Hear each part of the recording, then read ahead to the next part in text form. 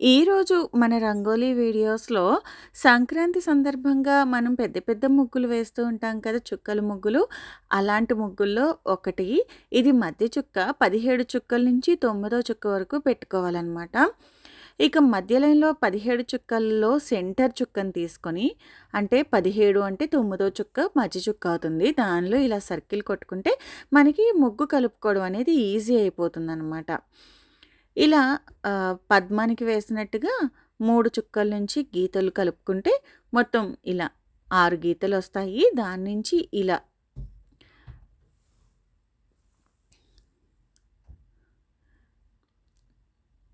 ఈ విధంగా కలుపుకోవాలి.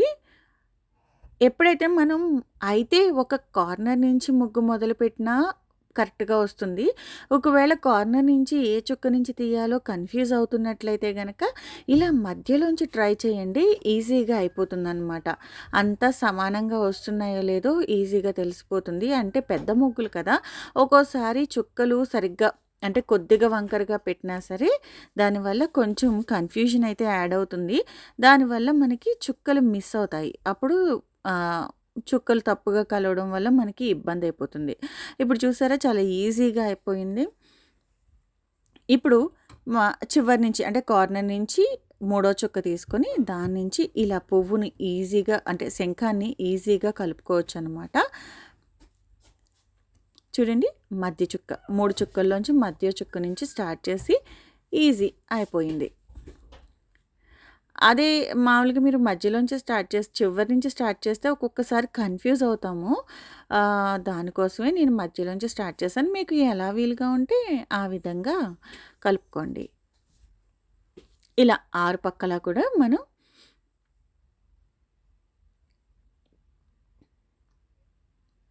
అంతే. శంఖాలన్నీ కూడా ఒకే వైపు తిరిగి ఉంటే బావుంటుంది. కావాలనుకుంటే ఒకటి అటు, ఒకటి ఇటు కూడా వేసుకోవచ్చు. ఎందుకంటే చుక్కలు సమానంగానే ఉంటాయి గదా!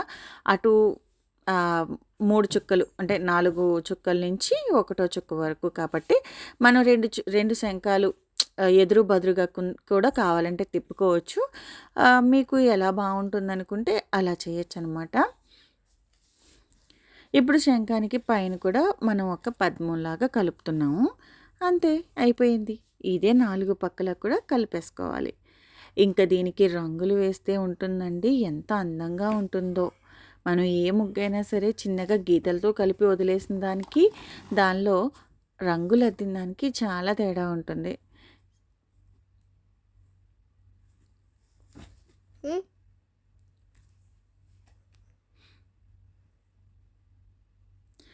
అయిపోయింది కదా! ఇప్పుడు దీనికి మీరు రంగులు ఎలా వేస్తారు అనేది మీ ఇష్టానికి మీరు కలుపుకోండి. ఒక్కొక్కసారి అనిపిస్తుంది అసలు ఇందులో ముగ్గే ఉంది అనిపిస్తుంది. కానీ దానికి పూర్తిగా రంగులు వేసిన తర్వాత చాలా చిన్న ముగ్గైనా భలే అందంగా కనిపిస్తుంది. ఏదైనా సరే మనం తీర్చిదిద్దుకునే దాన్ని బట్టే ఉంటుంది అంటారు కదా! ఆ విధంగా అనమాట. ఎంత అందంగా ఉంటాయో ఈ ముగ్గులు. చక్కగా ఇదివరకు మా చిన్నప్పుడైతే సాయంత్రం అవ్వంగానే అంటే రాత్రులే వేసేవాళ్ళం మేమైతే. ఆవు పేడ తీసుకొచ్చి కళ్ళాపి చల్లి దాంట్లో అంటే అప్పుడు వాకిలి పచ్చగా కనిపిస్తుంది కదా! పచ్చని వాకిట్లో ఇలా తెల్లగా బియ్యం పిండితో కానీ, రాతి ముగ్గుతో కానీ ముగ్గు పెడితే వాకిలి ఎంత అందంగా ఉండేదంటే అంత అందంగా ఉండేది. ఈ సంక్రాంతి టైంలో ఎస్పెషల్‌గా చిన్నప్పుడు ఈనాడు పేపర్‌లో మనకి రంగవల్లి అనే కాలమ్‌లో వచ్చేది కదా! ఆ పేపర్‌ని కట్ చేసి భలే దాచేసేవాళ్ళం. మా ఫ్రెండ్స్‌కి దొరకకుండా నేను ఎవరు ఫస్ట్ పేపర్ చూస్తే వాళ్ళు అన్నట్టుగా ఆ పేపర్‌ని కట్ చేసేసి ఆ రోజు వాళ్ళే నెగ్గారు అనేంత హ్యాపీ ఫీల్ అయిపోయేవాళ్ళం అనమాట. సో, ఇలాంటి మెమరీస్ మీకేమన్నా ఉంటే షేర్ చేయండి కామెంట్స్‌లో. ఈ ముగ్గు మీకు నచ్చిందా? నచ్చితే కూడా ఒక లైక్ చేయండి. అలాగే మరిన్ని చక్కనైన రంగవల్లుల కోసం మా ఛానల్‌ని సబ్స్క్రైబ్ చేసుకోవడం మర్చిపోవద్దు. ఇది 17 చుక్కల నుంచి 9 చుక్కలు వచ్చే వరకు మధ్య చుక్క ముగ్గు అనమాట. ఉత్తి రోజుల్లో ఇలాంటి పెద్ద పెద్ద ముగ్గులు పెట్టమన్నా పెట్టము. సంక్రాంతి ఈ నెలగంట స్టార్ట్ చేశాక వద్దన్నా ఆగము కదా!